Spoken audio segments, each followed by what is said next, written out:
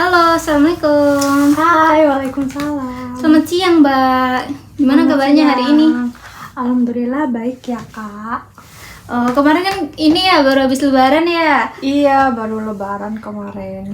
Habis kemana aja nih? Udah dapet THR banyak nih pastinya ya kan? Iya, kalau lebaran paling ya ke sekitar rumah aja sih, karena kan keluarga juga deket kan, jadi nggak mudik. Ya paling ke tetangga-tetangga sekitar, terus kerabat-kerabat dekat juga gitu. Happy sih, lumayan. Oke, jadi lancar ya. Nah, kalau puasanya lancar juga nggak nih, Mbak? Alhamdulillah lancar, ibadah puasa juga lancar. Alhamdulillahnya sih nggak ada yang bolong. Ya bolong lah karena ya perempuan kan. Iya. Tapi selain itu sih lancar sih, Kak. Oke. Nah, kita kan udah konsultasi nih ya di WA kalau kita mau berjumpa sesi konseling pada sore hari ini. Nah, kemarin juga kita udah sempet kenalan, tapi kan belum yang sesi tatap muka ya kan Kak ya? Iya, betul. Nah, izinkan perkenalkan diri saya terlebih dahulu. Perkenalkan, nama saya Dwika Chandra Eka Prastia, bisa dipanggil Kak atau Mbak. Tapi saya nggak mau dipanggil ibu ya, kayak panggilan tua banget gitu. Jadi panggil Kak aja atau Mbak aja ya. Panggil nama juga nggak apa-apa. Oke, baik. Sebelumnya aku perkenalkan diri ya. Nama aku Aura Diva Azhara, bisa dipanggil Ara. Ya, itu. Oke, Kak Ara ya, saya panggil kayak gitu. Iya, Gimana? boleh. Oke. Boleh. Nah, kita kan udah sepakat buat sesi konseling pada siang hari ini. Tapi mungkin Mbak Ara udah pernah konseling atau belum nih sebelumnya tentang permasalahan yang sedang Mbak Ara hadapi? Sebelumnya sih belum ya, Kak. Jadi mungkin ini bisa dibilang pertama kali saya melakukan konseling karena cukup mengganjal dan mengganggu kegiatan saya sehari-hari. Jadi saya pengen konsultasi kayak sebenarnya apa sih yang terjadi dalam diri saya ini. Jadi saya bingung, saya harus gimana. Terus jadinya saya memutuskan untuk sesi konseling ini. Oke, nah Mbak Ara kan belum pernah ya sesi konseling, jadi saya akan buat kontrak konseling yang menyangkut waktu seberapa lama kita akan menyelesaikan sesi konseling pada sore hari ini. Jadi kira-kira sekitar 20-30 menit untuk sesi konseling. Apakah Mbak Ara setuju? Setuju. Nah, kemudian Mbak Ara bisa bebas bercerita apa aja ya, apa yang Mbak Ara rasakan, apa yang Mbak Ara alami, peristiwa-peristiwa yang Mbak Ara ingin sampaikan. Jadi Mbak Ara tuh bisa menyampaikan secara leluasa dan nyaman, karena saya tidak akan membocorkan rahasia ini kemana-mana gitu. Jadi Mbak Ara nggak usah khawatir ya kalau rahasia atau masalah yang Mbak Ara alami itu bocor atau terdengar di teman-teman atau orang yang Mbak Ara kenal, seperti itu. Oke, saya percayakan ke kakak ya. Oke, nah sebelum itu saya ingin tahu nih tujuan Mbak Ara datang ke sini tuh apa ya? Dan harapannya untuk sesi konseling ini. Sebelumnya tujuannya ini saya pengen tahu aja sih kayak saya ini kenapa. Terus ya dari hal-hal yang mengganjal di hati saya yang mungkin juga menghambat waktu saya kayak mungkin di sekolah itu saya juga kadang terhambat gitu. Tujuan apa namanya setelah tujuan kayak harapan saya sih saya bisa mengatasi ini semua, bisa kembali normal, kayak nggak terlalu kepikiran apa yang terjadi dalam diri saya gitu sih, Kak.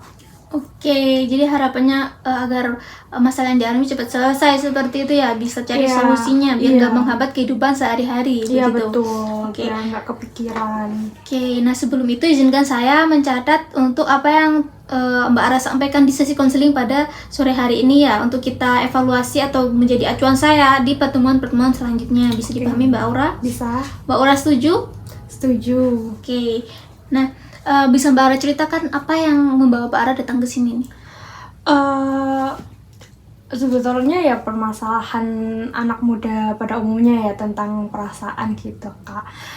Jadi saya tuh punya bisa dibilang HTS kan. Jadi kita itu kenal kurang lebih setahunan gitu kan. Terus kayak dalam jangka waktu setahun itu kita ya lumayan dekat gitu. Ya kayak anak-anak remaja pada umumnya gitulah, Kak. Ternyata lama-kelamaan sebetulnya awalnya saya juga nggak yang terlalu gimana-gimana ya. Saya nganggapnya mungkin awalnya itu teman. Cuman lama-kelamaan kok ini anak beda gitu, kayak oh ternyata selama ini yang aku cari itu kayak dia gitu, baratnya gitu. Apa yang cowok yang ada di bayangan aku, cowok-cowok yang mungkin bisa dibilang tipe aku banget itu ada di dalam diri dia. Cuman kan setiap manusia itu ada kekurangan dan kelebihannya masing-masing kan. Ya memang dia nggak sebaik itu, cuman ada hal-hal yang bisa sisi positifnya yang dari dia yang bisa dilihat gitu loh. Yang aku suka dari dia ini, dia memotivasi aku untuk menjadi pribadi yang lebih baik lagi gitu daripada yang sebelumnya gitu. Membuat aku ingin berproses lebih baik lagi, berproses lebih jauh lagi, kayak buat aku kayak oh kayaknya aku harus ini deh ya, aku harus berubah mulai saat ini. Berubah dalam artian kayak mungkin aku bisa rajin belajar, mungkin yang lain-lain gitu. Terus kok akhir-akhir ini mungkin dia agak lebih menghindarkan Kak, lebih menghindar, nggak kayak biasanya. Aku kayak bingung juga gitu, kayak kenapa kok responnya udah nggak seperti yang dulu-dulu gitu. Terus memang aku bukan tipe orang yang kayak kamu kenapa, terus kayak mungkin kayak bisa dibilang mix sinyal gitu loh Kak. Jadi kayak aku juga udah tahu kayak mungkin dia udah bosen kali ya sama aku. Jadi kayak aku nggak mau bertanya-tanya lagi, aku juga sadar diri sampai akhirnya kita kayak benar-benar udah nggak kontakan sama sekali. Tapi aku kayak masih terus berharap sama dia gitu loh Kak. Kayak kapan ya kita kayak dulu lagi gitu. Dan kita memang kayak satu hal yang mungkin sulit untuk diterima karena memang kita juga beda agama kan. Jadi ya itu sih Kak, sulit buat diterima. Yang buat aku mengganjal ini lebih ke ini loh, apa ya, karena sudah sama dia agak lama, jadi kayak aku ngelakuin kegiatan sehari-hari yang biasanya kayak oh aku biasanya jam segini, hari ini aku dapat dari dia kayak oh aku lagi gini, atau enggak aku yang ke dia begitu gitu. Itu kayak buat aku kosong aja sih Kak. Kadang juga aku kalau waktu kosong kayak scroll TikTok itu ada kayak tulisan-tulisan atau FYP yang mungkin relate sama yang aku rasakan gitu, itu agak mengganjal. Dan kadang tanpa sadar juga aku nangis gitu sih Kak. Kayak awal-awal aku habis asing gitu, kayak aku tuh bingung, aku tuh gelisah gitu. Tapi yang aku gelisahin itu aku nggak tahu apa gitu. Kayak intinya hatiku gelisah, kayak aku tuh bingung harus ngapain. Kayak ibaratnya kayak pikiran tuh sumpek gitu loh Kak. Jadi itu sih, jadi agak mengganggu kegiatan aku gitu, mengganggu perasaan aku. Kayak apa sih sebenarnya dalam diri aku, apa yang aku rasain gitu, aku juga bingung sih sebenarnya Kak. Oke, jadi kamu udah kenal sama dia tuh selama kurang lebih 1 tahun ya, udah intens berhubungan chat. Nah, untuk ketemu apakah sudah pernah? Sudah sih kayak ya, tapi beberapa kali aja sih. Oke, jadi udah pernah ketemu ya, udah beberapa kali gitu Udah. berhubungan. Iya. Tapi nggak yang sampai membahas untuk hubungan lebih serius. Oh, nggak ada sih, karena awalnya kan aku kayak mikirnya ya udah temen aja. Baru kayak aku menyadari aku punya perasaan itu kayak ya baru-baru kayak 6 bulan terakhir ini sih. Oke, jadi Mbak Ara merasa ada mungkin perasaan-perasaan sayang, cinta gitu ya. Tapi Mbak Ara nggak Iya. berani mengungkapkan ke masnya seperti Iya. itu. Nah, dari masnya sendiri apakah juga menunjukkan tanda-tanda yang sama nih kepada Mbak Ara? Kalau dari dia selama ini sih iya Kak, cuman kan kita nggak tahu ya yang sebenarnya terjadi itu gimana, perasaan dia yang sebenarnya gimana, aku juga nggak tahu. Cuman kalau yang dari interaksi kita selama kurang lebih setahun ini ya saya merasanya sih begitu ya, cuman kan kita nggak tahu kan yang aslinya bagaimana. Oke, jadi Mbak Ara setelah hal itu terjadi, Mbak Ara merasa cemas tanpa tahu kenapa ini seperti itu. Lalu waktu scroll TikTok ada hal yang relate, juga merasa sedih ya. Nah, di waktu-waktu kapan nih Mbak Ara merasakan hal yang kayak begitu? Biasanya sih malam ya, cuman terkadang kayak ya siang juga terkadang sih keinget, cuman yang waktu nangisnya itu sih biasanya malam sih Kak gitu, kan malam jam-jam rawan ya bisa dibilangnya gitu. Jadi biasanya sih malam hari kayak pas mau scroll TikTok kan, habis beraktivitas kan pengen scroll TikTok gitu kan. Iya. Terus ketemu kata-kata yang relate gitu, jadinya keinget lagi, terus jadinya kayak terbawa suasana gitu. Nah, waktu Mbak Ara nangis nih, apa yang Mbak Ara lakukan? Yang menyangkut tentang dia gitu, atau mungkin Mbak Ara lihat-lihat fotonya di galeri, atau inget-inget tentang dia, atau mungkin stalking akun IG-nya buat cari tahu kenapa dia seperti ini, atau seenggaknya mencari kabar seperti itu. Biasanya sih kalau aku keinget dia itu biasanya langsung nyambung ke memori-memori aku sama dia. Juga kan kita selama setahun itu kurang lebih kan kita juga telepon gitu kan, kayak aku inget-inget kayak waktu itu tuh seseru itu gitu, terus ternyata kayak sekarang tiba-tiba udah nggak bisa kayak gitu lagi. Terus kadang juga kayak tiba-tiba biasanya aku rutin sih kayak stalking Instagramnya, kayak lihat sosial medianya, lihat sorotan-sorotannya. Terus kalau setiap dia bikin instastory itu aku selalu lihat, nggak pernah skip kayak gitu sih Kak. Terus paling nggak ya yang aku lakuin cuman baca chat ulang gitu sih Kak. Jadi baca-baca chat lama biar Iya. kangennya hilang. Jadi masih ada rasa-rasa kangen ya, pengen rasa kayak dulu tuh kembali lagi gitu. Pastinya ada sih Kak, soalnya kan deketnya juga dibilang nggak sebentar kan, bisa dibilang lama. Jadi nggak bisa secepat itu juga kita bisa move on, karena kan kita juga udah dibilang lama juga kan sama-sama. Jadi ya agak susah sih buat aku move on, apalagi kan dia kayak tipe aku banget gitu. Terus kayak setiap lihat cowok yang nggak sesuai sama dia itu aku kayak jadi ilfeel gitu Kak. Jadi makanya kayak aku kalau cari pengganti dia itu agak susah sih, mungkin karena perasaanku masih sama dia, jadi nggak tertarik lagi untuk cari cowok baru gitu sih Kak. Oke, jadi masih ada perasaan yang cukup besar ya buat dia. Nah, Mbak Ara, saya ini mau tanya nih, waktu kalian memutuskan untuk berakhir nih, apakah dari salah satu kalian tuh menciptakan closure yang benar-benar saya mau mengakhiri ini, atau emang tiba-tiba aja udahan seperti itu? Tiba-tiba aja udahan sih Kak dari dianya. Kalau nggak ada closure, nggak ada apa-apa, tiba-tiba ya udah kayak putus kontak gitu, dan last chatnya pun di aku gitu. Makanya aku bingung sampai sekarang, kayak aku salah apa, aku kenapa, ada apa kok tiba-tiba dia kayak gitu. Dan aku pun juga nggak berani tanya kayak kamu kenapa sih, karena sebelum-sebelumnya pun dia udah kasih mix sinyal ke aku. Jadi lebih ke kayaknya mungkin dia udah bosen kali ya, atau kayak gimana gitu. Itu salah satu kenapa aku masih gamon ke dia, itu karena kita nggak ada closure sama sekali sih. Oke, jadi wajar banget nih buat Mbak Aura untuk merasa gamon, merasa belum bisa lepas dari dia, karena yang Mbak Aura tadi bilang ya, belum ada pengakhiran yang benar-benar berakhir nih. Jadi Mbak Aura tuh masih merasa kenapa, terus bertanya-tanya kenapa dia seperti ini, kenapa dia menghindar, kenapa dia nggak mau berhubungan lagi dengan saya, seperti itu ya. Iya, Jadi betul. wajar banget sih.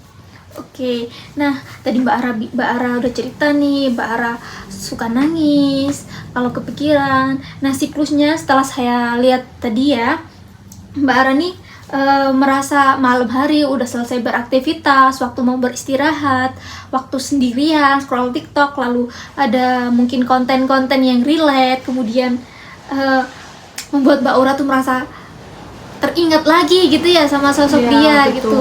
Oke, nah lalu Mbak Ara melakukan kegiatan-kegiatan seperti stalking dia, terus lihat-lihat fotonya, baca-baca chat lama, seperti itu yang membuat Mbak Ara tuh makin ngerasa gamonnya tuh kayak makin berasa banget seperti itu. Iya, betul. Nah, hal itu membuat Mbak Ara nangis karena kangen, dan juga berpengaruh juga ya buat pendidikan, karena tadi Mbak Ara Iya. juga bilang waktu di sekolah jadi Mbak Ara jadi kurang fokus seperti itu. Iya, agak mengganggu konsentrasi juga sih Kak untuk itu. Oke, nah jadi kita udah tahu ya permasalahannya. Nah untuk Mbak Ara sendiri nih, Mbak Ara juga tadi udah sadar ya, Mbak Ara datang ke sini untuk menyelesaikan apa yang Mbak Ara, permasalahan yang Mbak Ara derita tuh, berarti Mbak Ara udah sadar nih ya kalau hal ini tuh aku harus cepet-cepet selesain seperti itu ya.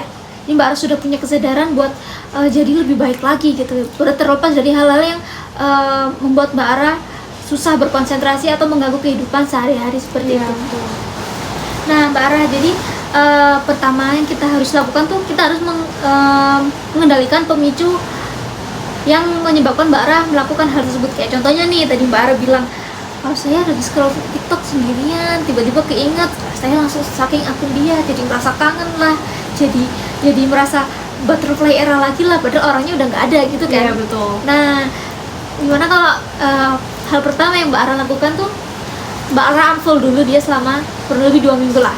Kita lihat tuh, apa Mbak Ara tetap kepikiran atau apa Mbak Ara tetap merasa kangen gitu. Jadi Mbak Ara sebisa mungkin Mbak Ara tahan gitu ya.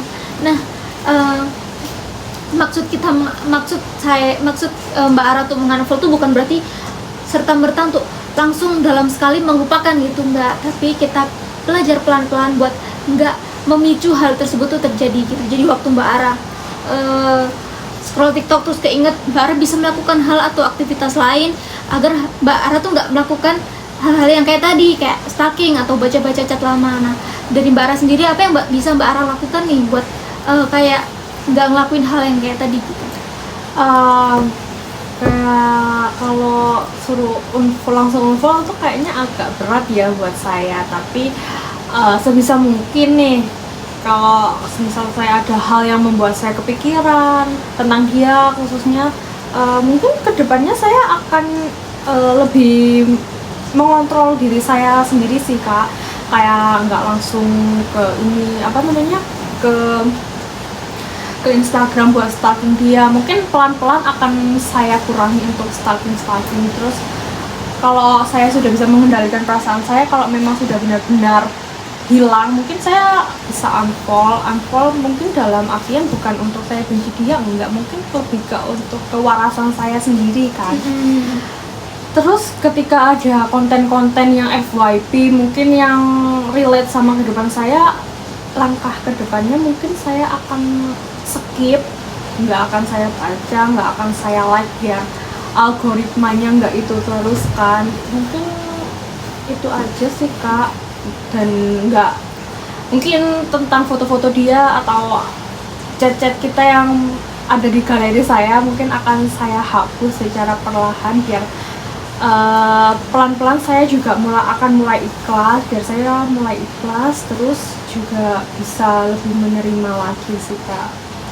Oke, jadi Mbak Ara udah sadar ya, udah mau berubah untuk menjadi lebih baik lagi, untuk seperti yang Mbak Ara bilang, demi kewarasan Mbak Ara sendiri gitu ya. Iya betul. Karena kalau kita terus terpuruk di masa lalu, kapan kita akan menuju masa depan? Iya, soalnya saya agak merasa gila juga sih kalau saya harus stuck di situ terus, kayak masa depan saya masih panjang gitu. Kalau cuma ngurusin atau mikirin cowok yang bahkan nggak melihat kita sedetik pun, itu kayak membuang-buang waktu. Jadi mending kita fokus untuk diri kita sendiri, untuk fokus meraih masa depan aja sih Kak.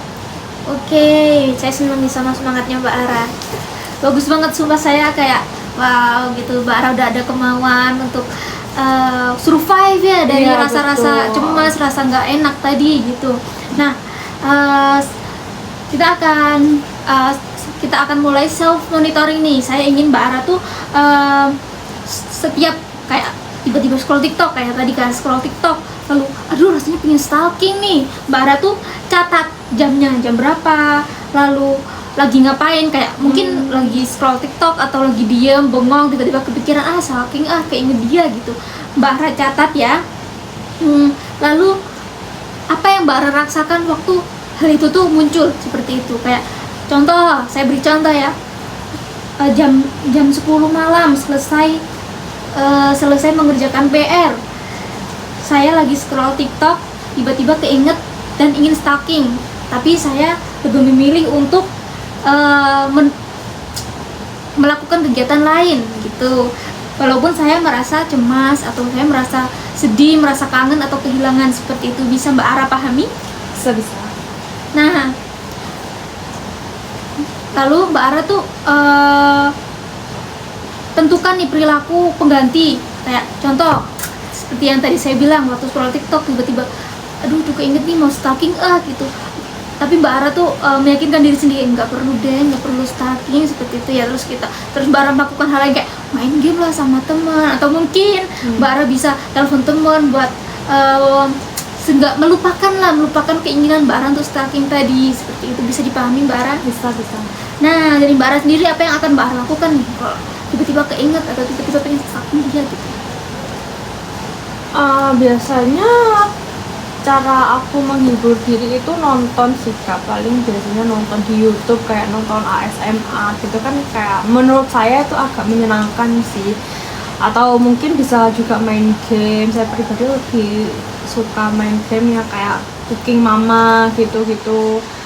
Kalau untuk telepon temen sih kayak kan kita nggak tahu ya Kak, kesibukan orang itu juga berbeda-beda. Saya takutnya kayak mengganggu teman saya kalau saya menelpon ketika di jam-jam saya teringat dia gitu. Jadi lebih baik saya menyibukkan diri kayak atau membaca novel, kan itu juga bisa membantu saya untuk melupakan dia sejenak.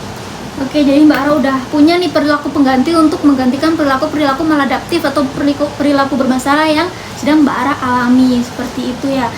Oke, kita akan follow up sekitar 2 minggu ke depan. Kita bisa jadwalkan pertemuan kita untuk pertemuan selanjutnya ya Mbak Ara, agar kita tuh bisa tahu nih ada kemajuan nggak nih dari Mbak Ara sendiri, seperti itu. Nah, sebelum itu saya izinkan saya untuk merangkum sesi konseling pada sore hari ini. Jadi Mbak Ara tuh punya HTS ya tadi katanya. Belum sempat pacaran tapi udah asing duluan, seperti itu ya. Nah, karena hal itu, karena nggak ada closure, nggak ada bener-bener pemberhentian yang benar-benar dari dua belah pihak, jadi Mbak Ara tuh merasa nggak bisa move on gitu ya, merasa cemas, merasa kenapa terus bertanya-tanya seperti itu. Jadi itu mengganggu kehidupan Mbak Ara sehari-hari ya, dari mulai yang tadi Mbak Ara bilang susah fokus saat di sekolah dan lain sebagainya, seperti itu. Apakah benar seperti itu? Betul sih, kurang lebihnya kayak gitu. Oke, kita juga tadi udah belajar mengendalikan situasi pemicu yang membuat Mbak Ara melakukan hal-hal yang maladaptif tersebut, dan kita juga tadi udah mencari perilaku pengganti untuk menggantikan perilaku yang sebelumnya, seperti itu ya Mbak Ara. Nah, menurut saya karena sudah 20 sampai 30 menitan ya kira-kira, jadi kita akhiri saja untuk sesi konseling pada sore hari ini. Saya harap ada kemajuannya dari Mbak Ara sendiri. Nah, dari Mbak Ara sendiri nih, apa yang Mbak Ara rasakan setelah sesi konseling pada sore hari ini?